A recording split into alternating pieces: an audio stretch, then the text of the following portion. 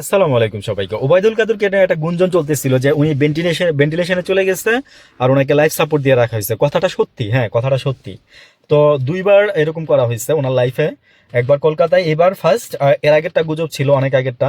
আর এটা হচ্ছে আপনার সেকেন্ড, তার এটা হচ্ছে সেকেন্ড। তো সে নিজে এসে বলছে, এই জন্য আমি তার কনফিডেন্টলি বলতেছি, দায়িত্ব নিয়ে। সে নিজে এসেই বলছে, আহ, বলতেছে যে আমি মারা গেছি, আমাকে জানাজা দেওয়ার জন্য মানুষ প্রস্তুত হচ্ছে, আমার কবর খোঁড়া হচ্ছে। হ্যাঁ, তো এগুলো আমরা শুনতে শুনতে অভ্যস্ত। মানে ওবায়দুল কাদের বলতেছে আর কি, যে ওরা শুনতে শুনতে এগুলো অভ্যস্ত। ওবায়দুল কাদেরকে এর আগেও 2-3 বার মেরে ফেলছে মানুষ। তো উনি এগুলো বলছে, আচ্ছা বলার পরে লাস্টে উনি একটা কথা বলছে, খুব সংক্ষিপ্ত একটা বিবরণী রাখছে উনি। বলার পরে একটা কথা বলছে যে নির্বাচন হবে কিনা। উনি আবার মাঝখানে আরেকটা কথাও বলছে, যদি আমি কথাটা আবার রিপিট করে শুনি নাই, যে ইউনুসকে ফোন দিচ্ছিলাম নাকি এরকম একটা কিছু একটা কি যেন বলছিল। আমি আসলে কি আর বলবে, এই জন্য ওর কথা আমার শোনার খুব বেশি একটা ইচ্ছা হয় নাই।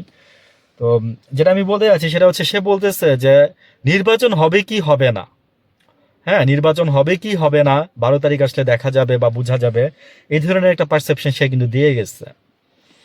তো আমি এই জিনিসটাকে মেনশন করে আমি দেশবাসীকে জাস্ট একটা মেসেজ দেওয়ার ট্রাই করলাম, যে আমরা তো সবাই বলতেছি যে নির্বাচন হবে কি হবে না, এবং অলরেডি নির্বাচন যে না হওয়ার একটা দামাদল কিন্তু শুরু হয়ে গেছে। জাস্ট এই আজকে থেকে বলতে পারেন জিনিসটা হয়েছে। দামাদলটা কিভাবে তৈরি হয়েছে দেখেন, যে নাহিদ আসিফকে আপনার শোকজ করছে ইসি। তারপরে হচ্ছে রুমিন ফারানকে ওইদিক দেখেন ম্যাজিস্ট্রেটের সাথে ইউনোর সাথে লেগে গেছে। আর এদিক দিয়ে হচ্ছে আপনার আসিফ মাহমুদ সজীব ভুইয়া, সে মনে করেন যে ইসির কর্মকাণ্ডে মনে করেন যে বিরক্ত বা ক্ষিপ্ত। মানে এটা এটা এটা শুধু মানে আসিফ মাহমুদ না, এটা সারা বাংলাদেশের মানুষ ইসির প্রতি ক্ষুব্ধ হয়ে গেছে, যে ইসি এগুলো কি করতেছে। তাহলে আমি বলছিলাম না একটা কথা, যে তাহলে কথার কথাই বলি, যে হাসিনাই ভালো ছিল। মানে মুখ দিয়ে খারাপ কথা বলান বারবার শুধু আপনারা। তো উইথ ডিউ রেসপেক্ট বলতে হবে আবার, বুঝছেন না ভাই? মানে নির্বাচন কমিশন তো, তো আমরা তো ভাই সাধারণ নাগরিক। তো এখন কথা হচ্ছে যে আমরা সাধারণ নাগরিকরা যা চাই, এখানে বলবেন যে হয়তোবা আসলে কি দেখেন, আমি যে জিনিসগুলো চাচ্ছি এখানে আমাদের মৌলিক অধিকারগুলো লুকায় আছে।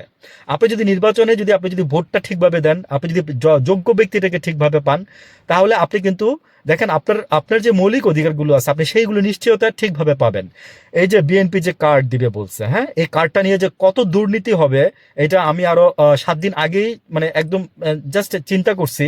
সেদিন গতকালকে দেখলাম পিনাকিদার তাই বললো, মানে আমরা তো দুর্নীতি দেখছি ভাই। হ্যাঁ, এই যে মনে করেন যে রেশন কার্ড ইন্ডিয়াতে এখনো চালু আছে, এক্সাম্পল এইটাই মনে করেন, সেম টু সেম। আরেকটা ভিডিওতে বলবো এই রেশন কার্ডটা নিয়ে। ভালো থাকবেন।